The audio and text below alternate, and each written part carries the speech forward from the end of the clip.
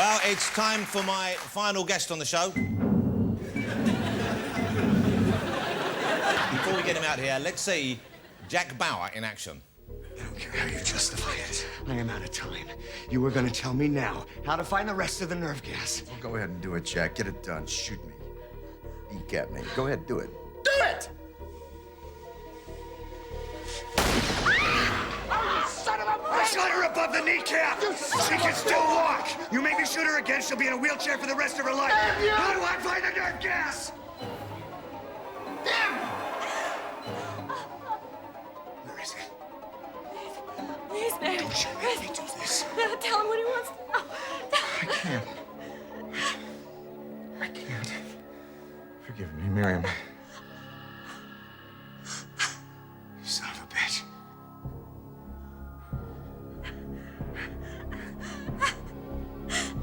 You don't care about anybody. Not even her.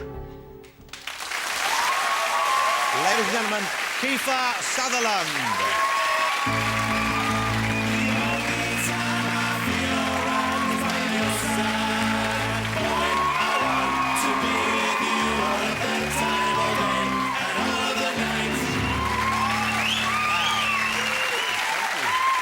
What a response. Those shirts are freaking me out. What, is it a bit weird having your face on four gay men's chests? Surely not the first time, Kiefer. Thank you for the entrance.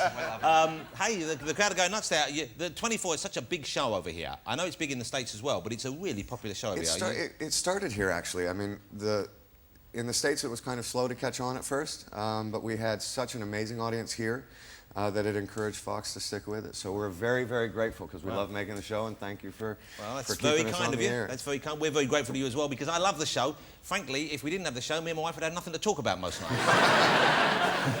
Glad to be of service. You crop up a lot in our bedtime conversations. Normally me saying, what would Jack do?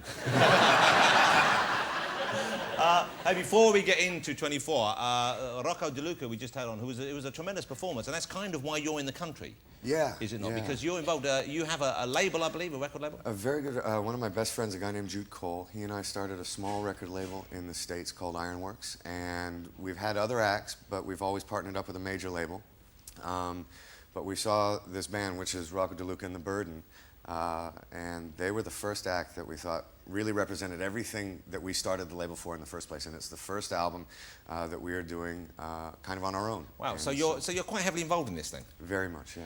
Are you a fan of British rock music generally? I mean, I'm sure most Americans seem, you know, to love the Beatles, to love the Rolling Stones. What about the punk rock movement? What about new bands like Primal Scream? Well, I think England's been fantastic for creating new movements in rock and roll, and absolutely any kind of innovation or progress made in any avenue of the arts, I'm a fan of. But specifically, music has been such a fantastic export from Do you play music yourself? Do you play instruments yourself? Very late at night, alone in a dark room. Okay. Yeah. What about instruments and music, though? What do we... That as well. Yeah, okay. What do you play? What instruments do you play? I played violin for the first... Why do you play violin? Played violin for about 10 years. It's how I got my first acting job. I was about 11 years old, and I was doing a play called Throne of Straw, and they needed a kid who could play violin. And it was the first time I'd ever done theater, obviously, and it was an experience that I loved, and it was something that never left me, and really kind of helped me make a decision to want to become an actor. Yeah. And then now I predominantly play guitar. All right. Let's talk about, you know, you mentioned your earliest acting job. You were 11, okay? Yeah. Which was, you know, it's pretty young to start. I saw you in a film when you were a kid called Bay Boy. Oh, wow. Yeah, I saw that. I was working TV at the time and I had to review movies that came out. And one of the reasons why I was keen to see it was I was such a fan of your father's work, who's Donald Sutherland, of course. And I heard you acting, I thought, I've got to see this. And I thought it was a tremendous performance, a really good. And that was your first proper role. That was the first film I did, yeah. Yeah. And I was about 16 years old. I remember actually, it was a very exciting thing when you're, you know, that young and you get to go off and make a film and you feel kind of amazingly independent. And Lee Ullman was in the movie, and it was directed by a man named Daniel Petrie. And I remember we all assembled. It was made in this very small area in eastern Canada called Cape Breton Island.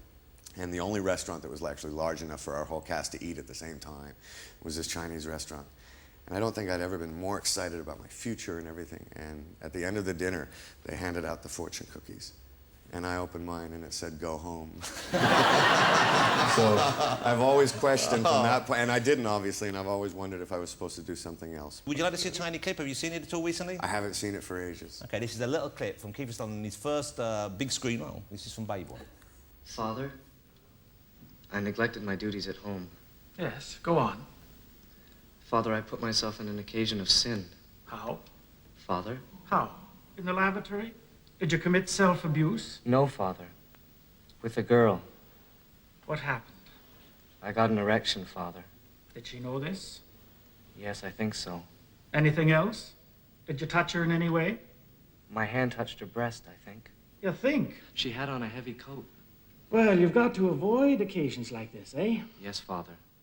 Think of how badly she must feel about herself. She'll have to confess, too. She's a Catholic, isn't she? Oh, yes, Father. Well, it's not only the harm you do yourself, but the harm you do to others. Try to be more careful, eh? Yes, Father. Did you ejaculate? Pardon me? Have an ejaculation. No, Father. Good. Well, try to be a good boy from now on, eh? Yes, Father. It's genuinely a really lovely film. Thank you very much. That's my one and only confession. Yeah, well, it's the only one you needed to make, obviously. That was it. No, but it didn't really take off for you immediately after that. I mean, I know that was well received, and I think you won an award for that performance. It was well received critically, but no, Stand By Me was really the first kind of real break that I had, and that was a film that I made in the States maybe 4 years after that. And at that period, there were you, there were a bunch of other young actors that were kind of lumped together. Charlie Sheen, Emilio Estevez, a couple of other guys. Yeah. And I get the feeling, looking from the outside in, it looked like that must have been a great fun period for you. It was. I mean, I wish I knew more then, because I think you take stuff like that for granted when you're that young. I think one of the nice things about where I feel I'm at now in my career, having had it go up and down a couple times, is that when you run into something like 24, you realize what an incredible gift and an opportunity that is. You know, when we were making Lost Boys and Young Guns and all those films, I just assumed that this is what it was going to be like for the rest of my life. So I took a lot of those great moments for granted and kind of let them go by. But yeah, we had an awful lot of fun.